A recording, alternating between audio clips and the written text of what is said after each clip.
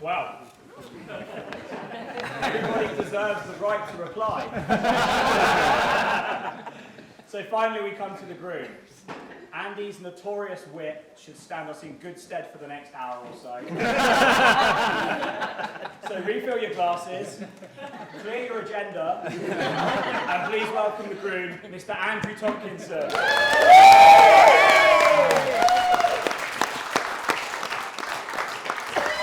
Thank you. If real men don't use cards, what are prats with iPads? Friends, family, Craig. On behalf of my wife and I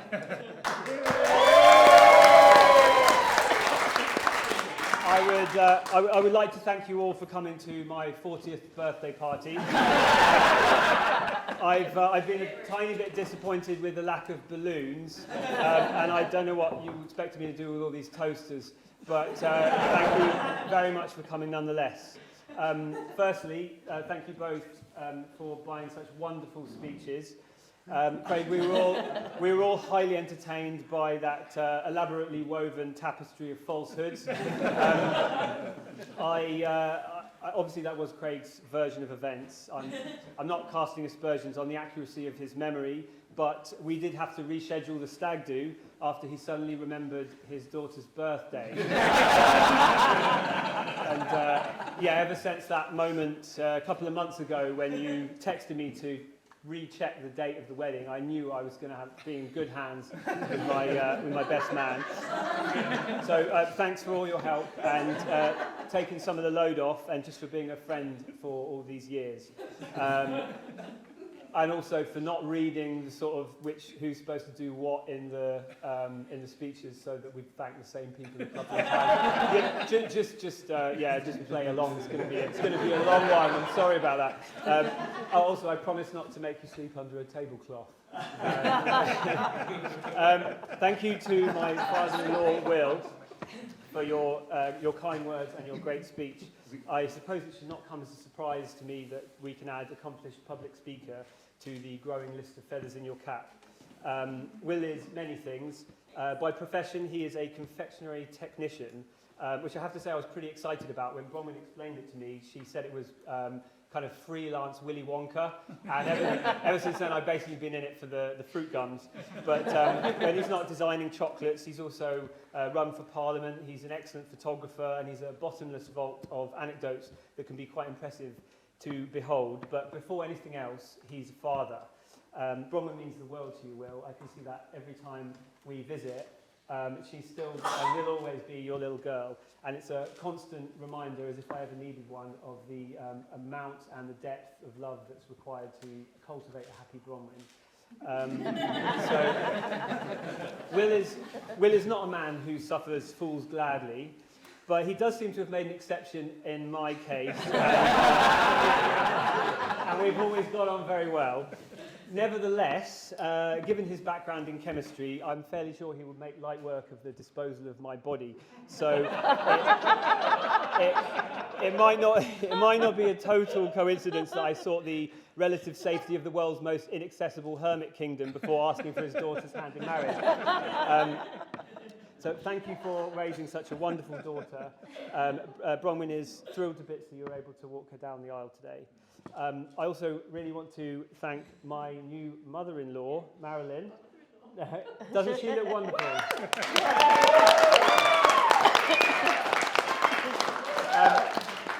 Marilyn is responsible for many of the beautiful creations that you see around you today, like the bookmarks on your tables that you'll have seen, the little paper roses that are speckled around the place. Those are all Marilyn's handiwork. We managed to get something of an assembly line going over the last few months, and she works for very reasonable rates. So we're in talks with Nike, and we're going to expand the production line over the coming months. So enjoy your night off, get some rest. We have a very, very busy summer ahead of us.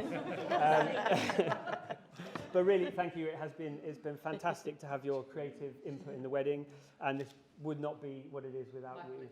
But of all your creations, by far the most beautiful is your daughter. So thank you for bringing her today. So we're on like chapter 1. We've got so much more.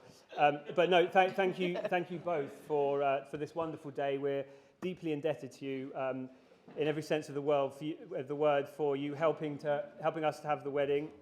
Madam, this is a speech, not a conversation. Excuse me. And for your understanding over the changes we wanted to make when COVID swept in and messed with the plan. That meant sacrificing family on both sides, but especially on yours. And I just want to acknowledge and appreciate that sacrifice. Hopefully the attendees have been appreciative of this sacrifice too, but if you do see one that you don't like the look of, just give Mark a nod and he'll sling him out. No questions asked. So with that, if you would please be upstanding, and that will be hard for some of you, but try to be upstanding, and raise a toast to my new parents-in-law, to Will and Marilyn. Will and Marilyn.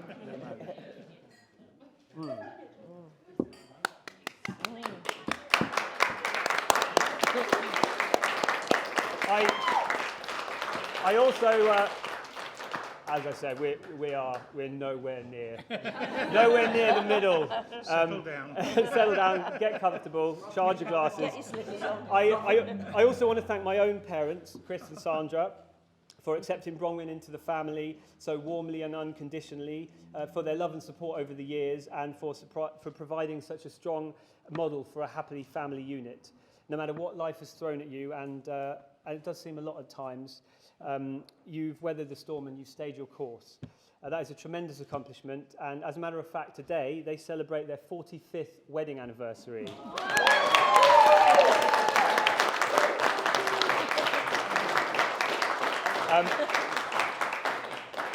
The quicker-witted among you will note that means I was born on their 5th anniversary. The downside for them has been that every single year my birthday overshadowed their anniversary. Very much in the same way I'm expecting it to overshadow my own anniversaries from here on out. But I just wanted to acknowledge here, as we embark upon the beginning of our married life, how far you've come in yours. So this is to 45 years of marriage. Oh, thank you. Happy anniversary. Thank you. Thank you. Thank you.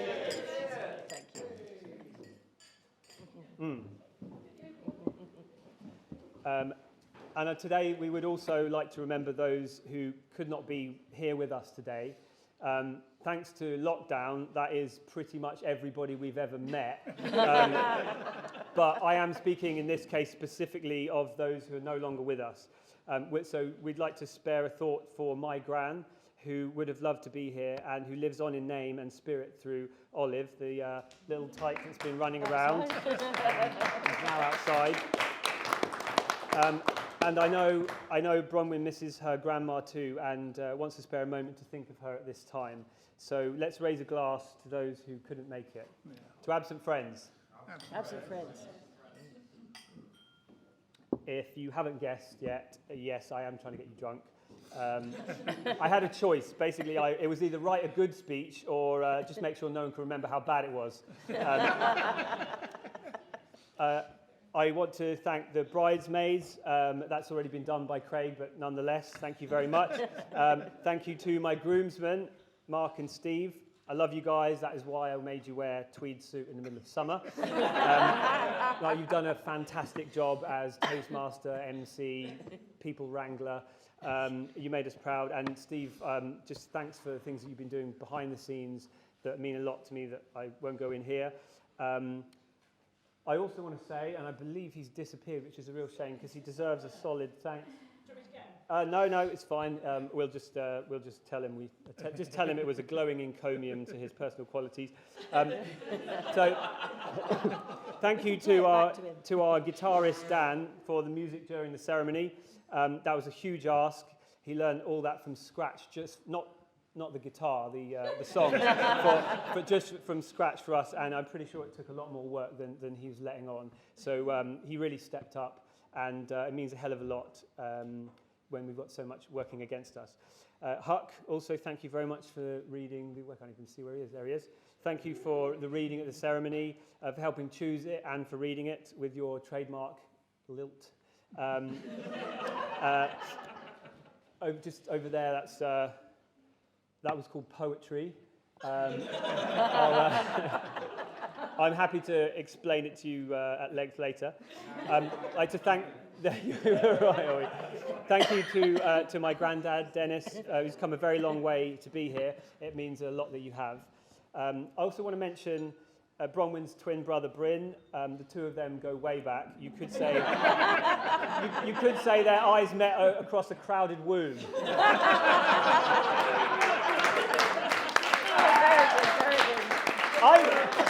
I wrote that when I was 16, and I've been sat on it since then. And this is the first time I've had a chance to say it, and I wasn't leaving without it. But no, seriously, Bryn, I do want to thank you for not devouring my wife in utero, and for acclimatising her to the condition of sharing a living space with a larger male who takes up all the room and food. You've known Bronwyn longer than anyone, and she thinks a lot of you, and it's great to have you here. Thank you also to Ian for doing the filming. You always end up with that job. And Dan for putting some music together, again, on very short order. I'd really like to say thank you to Jonathan Bickle, our photographer, who is here. Another absolute star in this. You've bent over backwards to help us make this work, and we really appreciate it. I would also like to thank you in advance for the thousands, if not tens of thousands of hours of Photoshop man hours that will be no doubt required to make this look like a suitable companion for this. Humbly appreciated.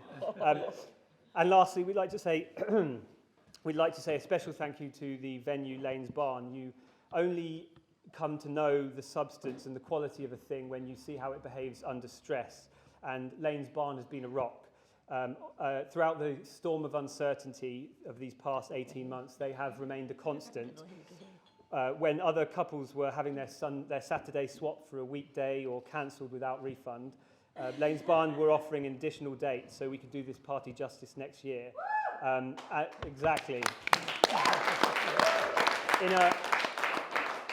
In a time where their industry is being disregarded, even maligned by the unfairness and inconsistency of the rules, they have set an example as a venue, as a business, and just as human beings. So I would like to give our sincerest thanks to Martin, to Rachel, and to Nigel for all their help, and to all the staff who have worked so hard here. It says in the heat, but I was assuming it would be warm, wearing masks to give us our special day. So thank you very much for that. That's probably worth it.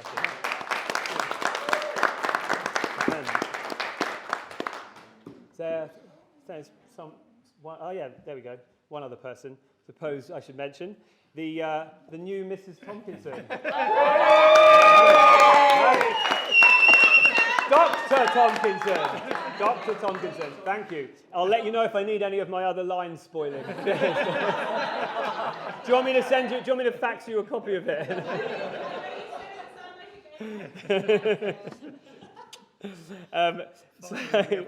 So, Dr. Tomkinson, my best friend and my beautiful new wife.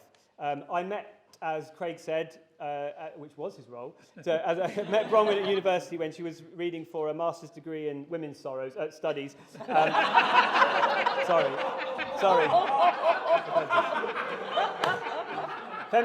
I apologise.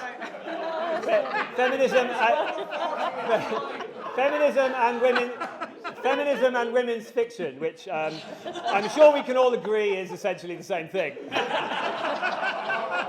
Anyway, I'm in so much trouble. Anyway, that's more or less a degree in how terrible men are. So right away, I could tell how low the bar was set for me. We met socially when she came to a taekwondo event that I was running, and I had to step in and protect her from some drunken predator, which, if Craig is to believe, was probably just a mirror in the club that I was looking at myself in. But I made sure she got home safely, like a gentleman. And we began talking soon after that. There was a fair bit of sadness in our lives around that time. We met under two very dark clouds, but she lit up my world, and I like to think that I cast some small glimmer into hers. We bonded over literature, penguins, and the limitless earning potential that had been unlocked by our respective degrees, as well as Bronwyn's growing ambition to kick me in the face. And it was around that time that I came to realise what a great person you are, what a rare and wonderful soul. This is a woman who wakes up some nights terrified that I might not be happy. And you should know that one of the things that makes me happiest in the world is that you're not alone when things like that happen, and that I can be there to reassure you and to calm you down and calm you back to sleep. I'm less keen on the nights when she punches me in her sleep. And given her ambition to kick me in the face, I'm not entirely convinced she actually is asleep. But marriage is about compromise, even if that be compromising the structural integrity of my jaw. You're so self-sacrificing. Where are we? You're so self-sacrificing. You're always putting others before yourself. And I'm just happy to give you this one day where the focus is on you. Even if you did kind of steal it from my birthday. It's just 40 is a big... It's fine. I know, it's whatever, it's fine. I'm so proud of you for organising this whole thing under a hurricane of uncertainty, not even knowing whether it will go ahead. I want to say we face not just the usual questions that couples face, like what if it's cloudy or what if it rains, but questions like what if the guests can't come, what if we have to stand at a distance of 2 meters apart, and what if we have to get married in masks. And I know a lot of people thought that we should maybe just put it off, just wait out the storm and revisit this in calmer times when things are easier. But the truth is this, it doesn't matter what the weather is, or how far apart we have to stand, or who else is here to see it happen. I would marry you from the other side of the planet, if I had to, alone, in the rain, via Zoom. I would marry you in the shadow of an asteroid, or on the prow of a sinking ship. If that's what it took. So bring it on, because this is not something that can be killed by distance. This is not something you can stifle with a mask. Our love was not born in the sunshine. It was built brick by brick in the dark, and we had to make our own light. And the nest that we built around us is built to last, because it already has. And though it be lashed by a wind and rain that could drag whole cities into the sea, when the storm dies down, it will still be there standing forever, you and me. I love you.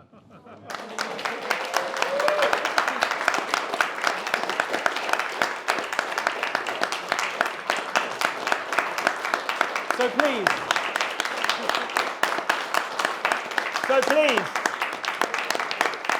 join me in one final toast to my beautiful wife, Bronwyn. Bronwyn.